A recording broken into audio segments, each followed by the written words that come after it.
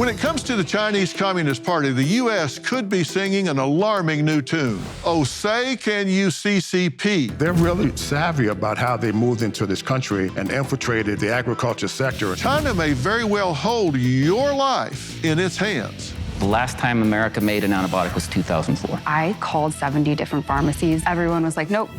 How has our government allowed this to happen?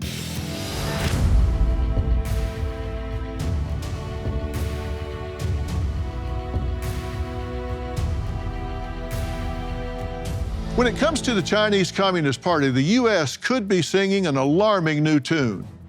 Oh, say can you CCP? We're in trouble.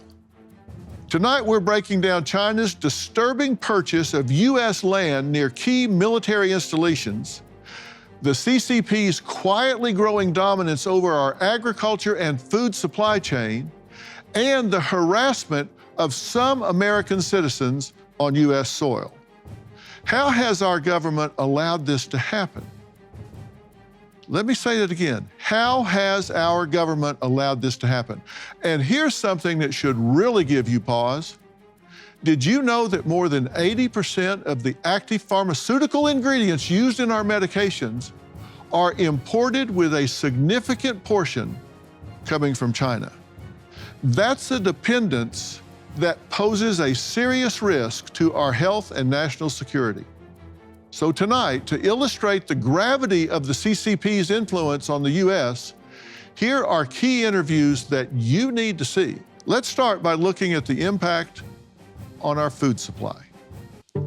We consistently see that it's the Chinese government that poses the biggest long-term threat to our economic and national security. The CCP has hacked into American critical infrastructure. CCP hackers access computer systems of about 24 critical entities, including in Hawaii and in Guam. The hackers even attempted to access the Texas electric grid. A Chinese surveillance balloon entered U.S. airspace and spent the next 8 days traveling over the majority of the continental United States. Just across the Brooklyn Bridge, this nondescript office building has a dark secret.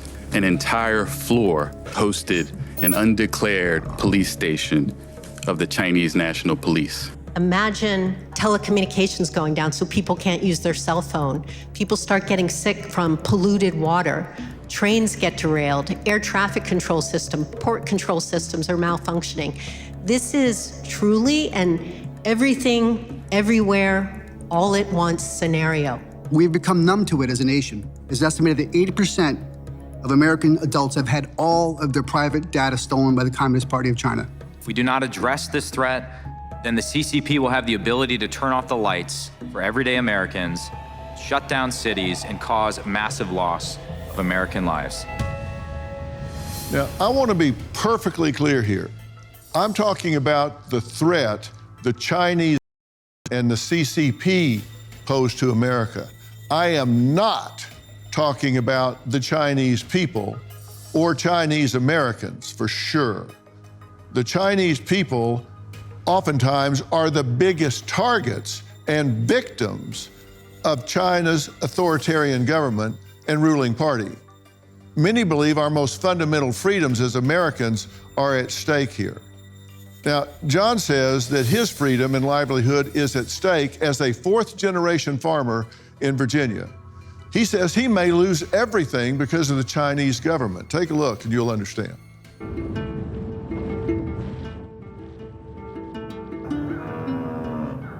China's really quietly stealing the agriculture sector in the United States. Will we be able to stay on the land and continue to farm? Farmers depend on good farm ground to make it or break it. Before China started coming into this area, I could buy decent farm ground for $2,500 to $3,000 an acre. Now it's $15,000, $20,000. I simply can't compete with that.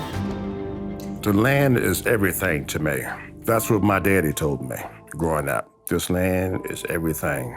My forefathers were slaves on the Boyd plantation. After the Civil War, a lot of black families stayed on these plantations, and you either became two things, the sharecropper or the ability to purchase land. My great-grandfather bought 117 acres from the Boyd plantation, and I still have some of those original acres today. And now I'm faced with China coming into the area and taking those freedoms away by purchasing the land, by buying the companies. I'm really at their liberty. They're now controlling the buying stations, the grain elevators, and they're controlling the food. Stealing our seed technology. So this is our food security. This is national security. For me to lose the farm would be losing myself. This is who I am. John, I have to first say that is an amazing story. Thank you. I mean, you talk about a family history and deciding to do what you wanted to do. Yes, so my grandfather taught us how important land ownership was. Every step you take, every step you make requires land ownership, and never, never, never sell the farm. And that's when my father didn't sell it, and he passed it on to me.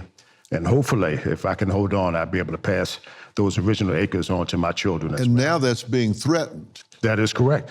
And now China's come in, Dr. Phil, buying land at these auctions and running land prices, through the roof. And people need to understand farmers need good farm ground in order to compete. Farmers rely on good farm ground to expand their farming operation so that they can increase their revenue. And when you have the opportunity, Dr. Phil, to buy adjoining land that joins your farm or in that surrounding area where you farm at, farmers try to jump on that opportunity. Yeah. So you would have adjoining land that you could have purchased in the past for, say, $3,500 an acre. They're coming now paying $15,000, $20,000. $20,000 an acre. And guess what that does to property taxes for a poor farming families just barely holding on and paying your annual taxes. It runs the taxes through the roof. And what's troubling to me is the federal government isn't doing anything about it. Now, when these auctions happen, who represents them at those auctions? Sometimes, Dr. Phil, it'll be the little white guy with the ball cap that's bidding for them. And they set up these dummy corporations and fractional corporations. And then when the deed is recorded, it's owned by China. They're really savvy about how they moved into this country and infiltrated the agriculture sector in the United States. All right, so they buy up everything around you. Then you get all of this grain and you go sell it. And where you sell it is owned by who now? It's owned by China, Smithfield Foods. And that's what people don't understand. They say, well, can't you just go sell somewhere else? Dr. Phil, farmers sell within 1 hour's driving distance to their farming operations. And I'm no different. It's about harvest time, time sensitive. You go out, you harvest, you get a truckload and you sell it, you come back and you repeat that process until you finish. And so you can't expand your farm and you're selling to a Chinese buyer. If they decide to stop buying, I'll be in trouble. All right. Now we're going to talk to a woman who says she is being harassed, threatened, and intimidated right here on U.S. soil by the Chinese government. China's bought land right here to my left. They're buying companies like Smithfield Foods. And that blue truck and trailer is what I drive to Smithfield Foods to haul soybeans, corn, and wheat on, to sell to a company that's owned by China. And this is a cry and plea to corporate America. It's a cry and plea to politicians to take action and put some laws in place to stop China from selling this stuff here that I'm standing on it. Stop allowing them to buy precious soil.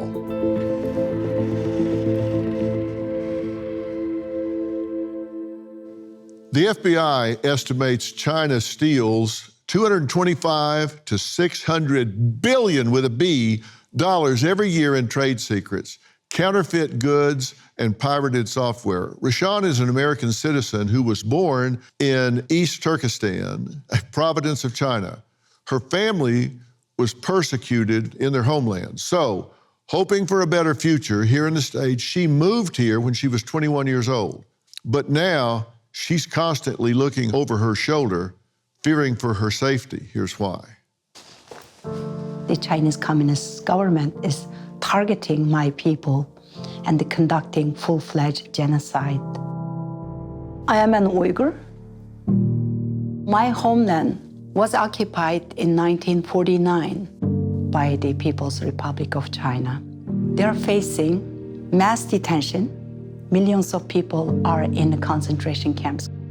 I came to the United States in 1989. I was invited to speak at one of the think tanks in Washington, D.C. 6 days after that, my sister and my aunt both were taken on the same day as a retaliation for my activism. They released my aunt several months later, but last 5 years, my sister's in jail right now. I am doing my advocacy at the cost of my sister's freedom. When I doubled down my efforts, the Chinese government published all kinds of false articles about me, saying that I was stealing other people's photo and claiming this is my missing relatives and spreading lies about China. The book, George Orwell's 1984, is nothing compared to the Chinese Communist Party QR scanning codes on every home, GPS tracking devices on every vehicle. They are expanding everywhere, including the United States.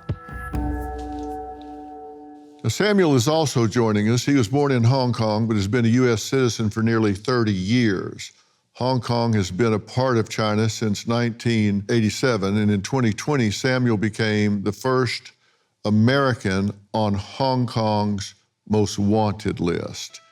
I might have started my life in the US under the fear of retaliation and persecution by the CCP, but because of the safe harbor I found here, I have grown to be a fugitive and a thorn in the side of the Communist Party in China. My personal work here in the US are being monitored and being surveilled constantly, but I do not feel and will not yield to that level of threat because it's a tactic that I think the Chinese government have used. I ask you two to come together because both of you are U.S. citizens being targeted by the Chinese government. And what do you remember about the Chinese soldiers coming into your house? My dad was taken away, then the soldiers came over to get my mom. She had me in her arm. They grabbed me so hard, so rudely, and they almost threw me over to my grandma's arm. And my mom and dad used to say that I cried so hard, she could hear me crying from miles and miles away for hours. Now, you have spoken out since you've been here at some of the things that have been so upsetting to so many. And nearly 6 years ago, you were part of a panel in D.C., and it really changed your life because what happened a week after you were on that panel and spoke out? My own sister and my aunt were taken away. They are 1,400 kilometers, which is more than 900 miles away from each other, but exactly the same day from two different parts. One is retired medical doctor. I always carry my sister's photo. That's her. And my aunt is a retired school teacher, and they both were taken away. I have not seen a proof of life, no video, no picture, no information. 6 days after you were on the panel? Yes. Now, Samuel, how did you find out you were on the most wanted list in China? Well, I will always remember it was July 30th in 2020, and I was actually asleep in my apartment in Los Angeles, and I received a bunch of phone calls and text messages. And then I woke up the next morning and found myself a wanted fugitive. What happened was that the Chinese state media, televisions, have published a report that they have issued an arrest warrant for me, an American citizen on American soil, based on the national security law that has just been enacted in Hong Kong a month before. It's almost as if I got a knock on the door, but not by American law enforcement, not by anybody here that was authorized to be here, but from the Hong Kong and Chinese CCP law enforcement, all the way from Hong Kong and from China. Okay. And both of you feel like you are surveilled here in the United States, correct? Yes. You think you're followed and monitored? And being harassed verbally and attacked verbally. Absolutely horrible. Look, when we come back, how American investors may be funding human rights abuses and the Chinese Communist Party. That's next. I am not a financial expert. I am not an expert on geopolitics and certainly not on geoeconomics. But I've got a really good friend who damn sure is, and his name is Kyle Bass. He is the founder and chief investment officer of Heyman Capital Management. He is a life member of the Council on Foreign Relations, and he has testified as an expert witness before Congress and has lectured on global economics, national security, geopolitics, and the architect of the Chinese financial system. He knows a thing or two about what we're talking about. Pleasure to be here, Dr. It's good to see you again. Good to see you. How's their economy doing right now? I mean, I actually think it's the worst it's ever been. They have a youth unemployment crisis where the youth of China, they admitted 21% of the youth doesn't have a job. And some Chinese scholars say that's as high as 46% today. They have a real estate crisis where they let real estate grow unabated, and that was the Chinese miracle, growing their GDP through real estate. Now it's gone the other way. They've got a banking crisis, and they've got a local government finance crisis. All of those things are happening simultaneously as we sit here today. Why are they stockpiling so much grain? If you imported 40% of your food, and you were going to be thinking in the future about making a belligerent move with your military, you'd stockpile some food. Are they getting ready for war? I mean, my view is yes. My view is if you listen to Xi Jinping since 2017, not the media stories, go read his speeches. And if you read what he says, he's been telling you since 2017 that his life's goal, his life's mission is the reunification of the great Chinese race, which means reunifying Taiwan forcibly or peacefully, whichever one they'll go with. Well, Dr. Phil, based on everything he's saying, why are we in the United States letting this continue for China to come and purchase land? Well, they are purchasing a lot of land. And we've got a map here that shows counties in states with Chinese-owned land. A lot of this, sadly, is strategically purchased. Is that fair to say? That's absolutely true. And I want to take a look. In red is where they're making a lot of these purchases, and some of these are close to military installations. And that really concerns me. So we have some of these, like Dugway Proving Ground right here. Military equipment, biological, chemical weapons defense systems. These are strategically important to the United States, right? I mean, this is important stuff for our defense. And they're juxtaposed right next to it. That's not an accident, is it? No. Then you come over to the Missouri Air Force Base. You've got B-2 Spirit Stealth Bomber Base, missile and drone operations, MQ-9 Reaper, Global Strike Command, 3 intercontinental ballistic missile wings, Air Force entire bomber force, nuclear command control and communication system. And they bought land right next to it. And then you can come over here to the Virginia Naval Air Station and look at this. They're all right next to it. North Carolina, Airborne and Special Operations Forces. They're strategically buying land around that. This is not random. We have a picture of you standing in front of a ranch that is really interesting. What's the name of the ranch? The Morningstar Ranch. Morningstar Ranch. Yep. General Soon is one of the wealthiest people in the Communist Party. And somehow he used a front man in Lufkin and he acquired more than 100 square miles of land. This is his headquarters. And he filed permits to put up windmills. They want to put up windmills for 2 reasons. They want to connect directly to the US grid so that they can upload malware to the grid and they can monitor the grid. And they also want to build these windmills 700 feet tall. Imagine a windmill that's almost as tall as the Washington Monument.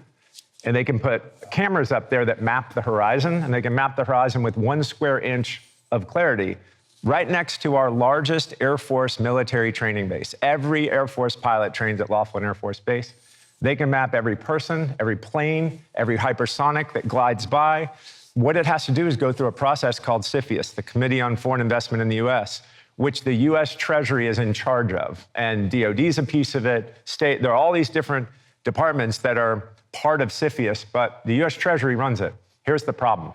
The U.S. Treasury is owned by Wall Street. Mm-hmm. And Wall Street can't wait to invest another dollar in the land of 1.3 billion people of puppy dogs and rainbows and make some more money in China. So whenever anything really comes down to it, if Treasury's in charge, we're in real trouble. And so all of these deals that you're showing here, many of them have just walked through CFIUS. So that's the problem. Dr. Phil, this is a national security threat to America. I mean, look at that map. If this bothers y'all, raise your hand. Okay, I just want to know if you think we're sitting up here talking like crazy conspiracy theorists, or you think, no, this does not make common sense. Remember, we're talking about the Chinese Communist Party, not the Chinese people. Don't go blaming your neighbors for these distressing developments. They aren't responsible. A lot of Chinese Americans and a lot of Chinese migrants left to get away from the same people that we're talking about here. They left to get away from the Chinese Communist Party. They're not the problem. We're talking about the calculated maneuverings of the Chinese government, the CCP. Coming up next, does your life depend on a key medication? China may very well hold your life in its hands. The troubling state of our prescription medications. The drug shortage in the United States has reached a 23-year high. The FDA has not been an effective partner in combating drug shortages. Data shows 323 medications in short supply across the country, the highest since tracking started in 2001. Every year, there's more drug shortages to worry about. FDA last testified that around 80% of API facilities and 60% of finished dosage facilities are overseas, including India and adversarial countries like China. If something happens at those factories, there aren't many backup plans. If adversarial countries were to cut off the supply, American patients' lives could hang in the balance. Now, the U.S. Census Bureau reports more than 60 million Americans are going without the medications they need. Look at this list of prescription drugs on the FDA site. Over 100 medications you may need right now.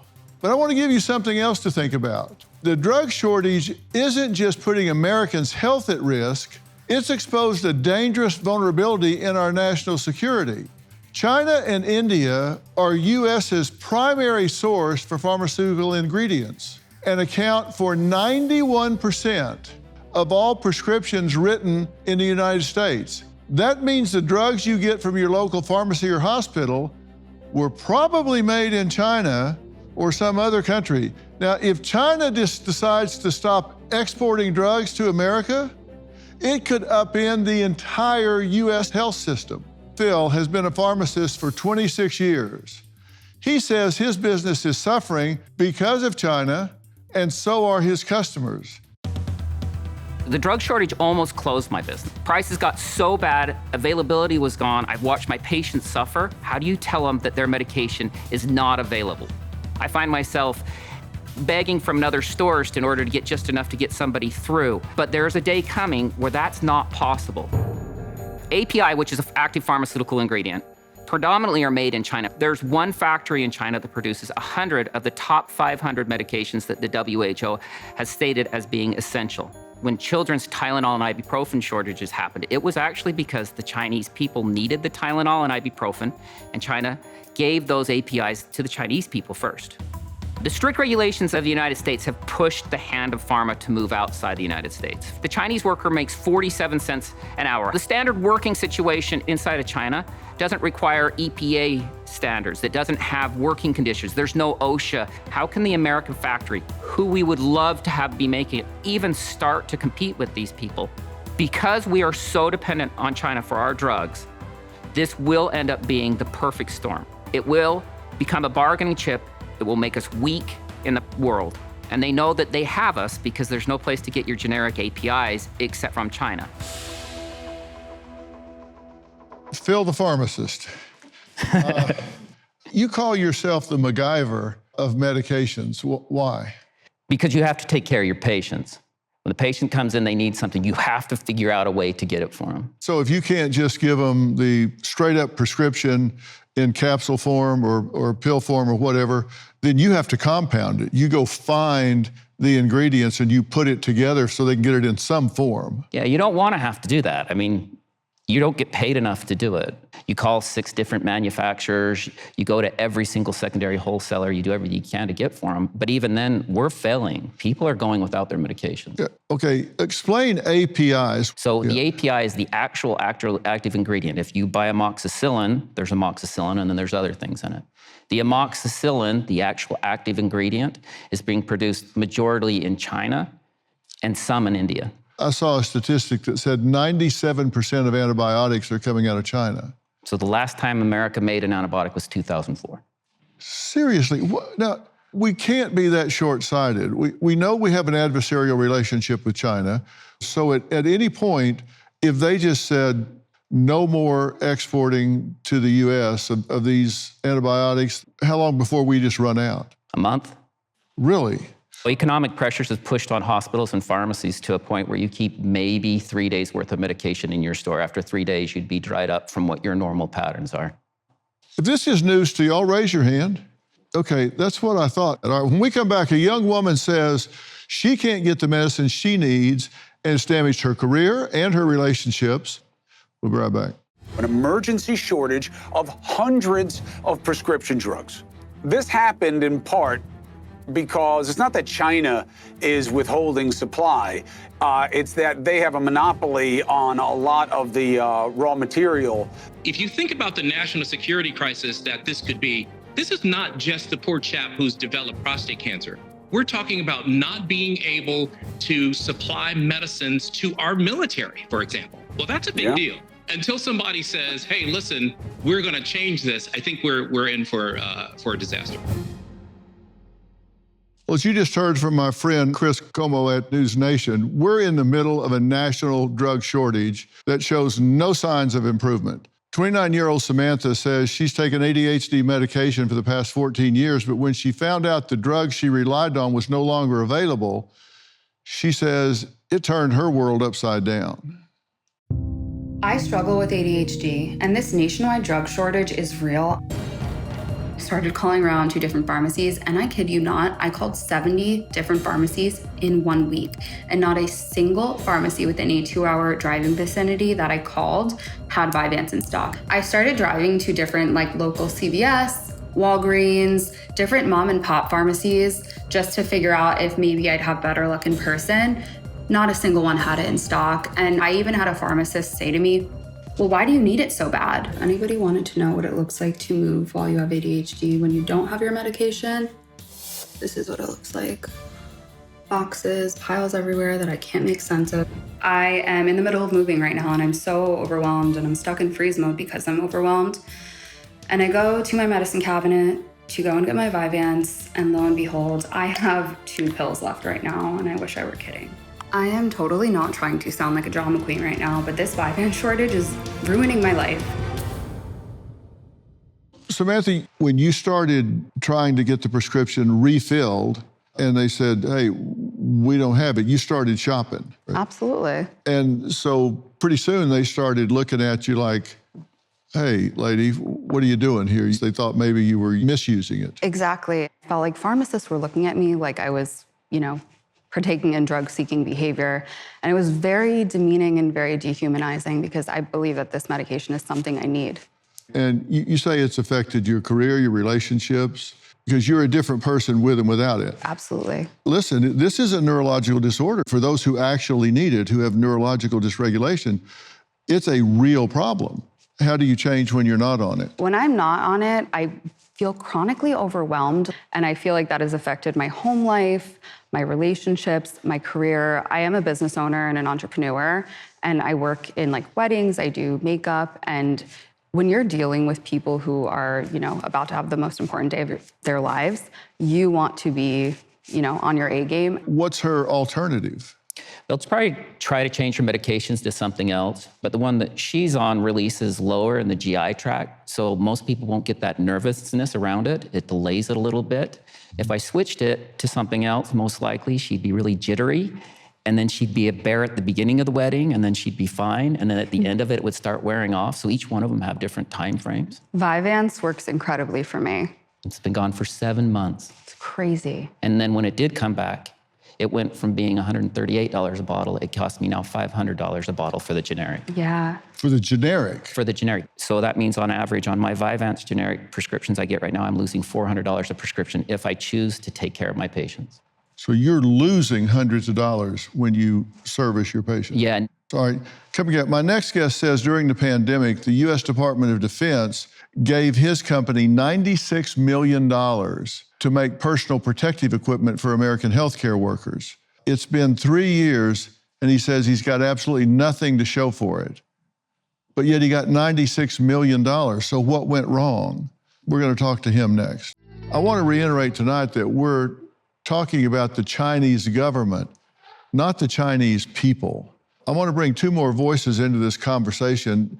Dan Izaki is a founding member of the American Medical Manufacturers Association and CEO of the United States Technology.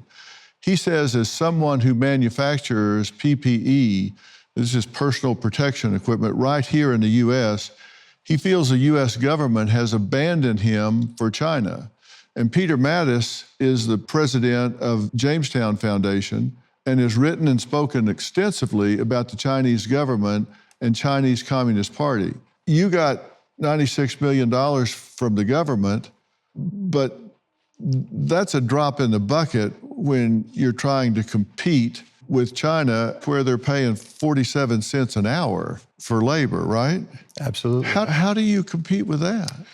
So it's a great question. I'll compete with anyone, right? Based on skill, based on technology, based on innovation. But when you're competing against a national power that has the ability to subsidize, control, and make their businesses more competitive globally than we are, it's really not a fair fight, right? The goal is to dominate, and when we're basically looking at it from the perspective of, we're, for-profit businesses, we work off of innovation, American ingenuity, and grit and spirit. But the reality is, how can you compete when I have to pay my workers, $48,000 to $52,000 a year for a warehouse, employee versus someone who's making pennies in China? If it's not slave labor, by the way, that's a possibility too. So, Peter, what is the goal of the Chinese Communist Party in all of this?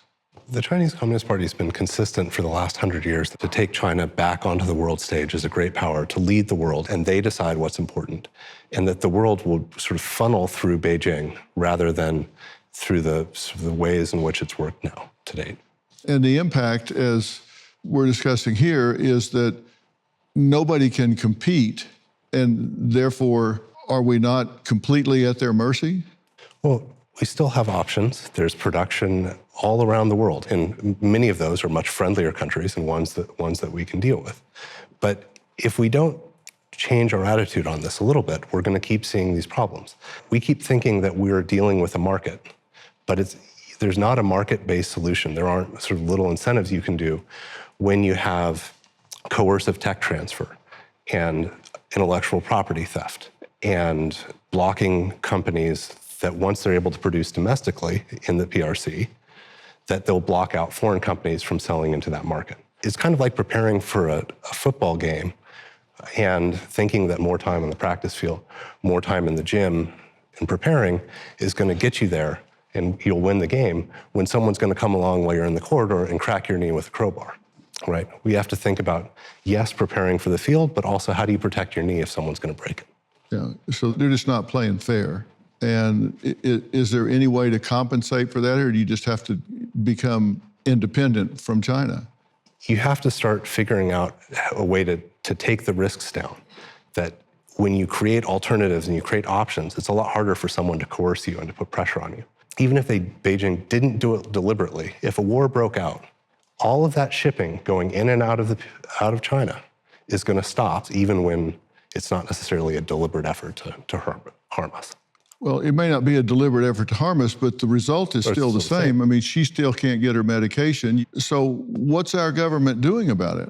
I can tell you, as someone who was working on Capitol Hill during part of COVID time, like, one of the problems from government is just knowing what is going on.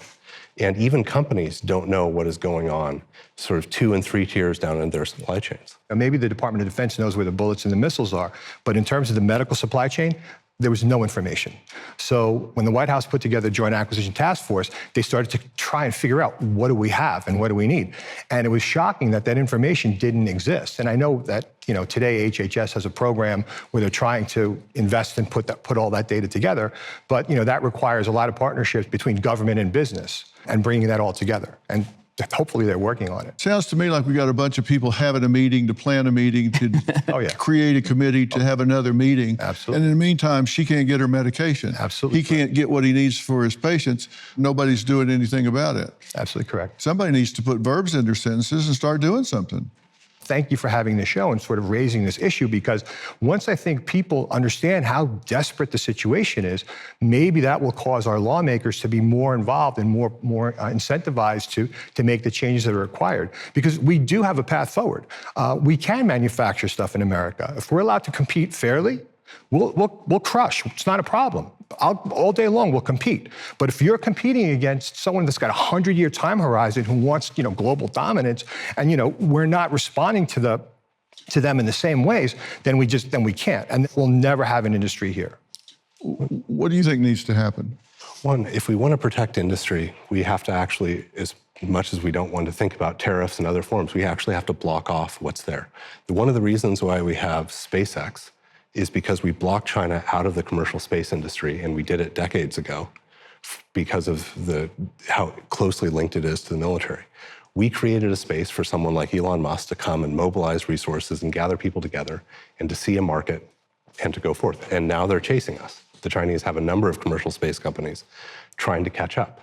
If we want to review investments like this, this is a place where our government is actually overwhelmed with the amount of screening that they have to do for visas for companies investing, that we don't have enough China expertise across our government to actually clear off some of these things. One of the departments that's responsible for looking at whether or not a company is using Uyghur forced labor, where they're moving Uyghurs out of the Xinjiang Uyghur Autonomous Region out to factories on the East Coast, they don't even have people with Chinese language skills to do the research. They're using Google Translate to try to do some of this research. And I can tell you, having done some desk research like that, you can't do it without Chinese. If you don't know it, you can't do it.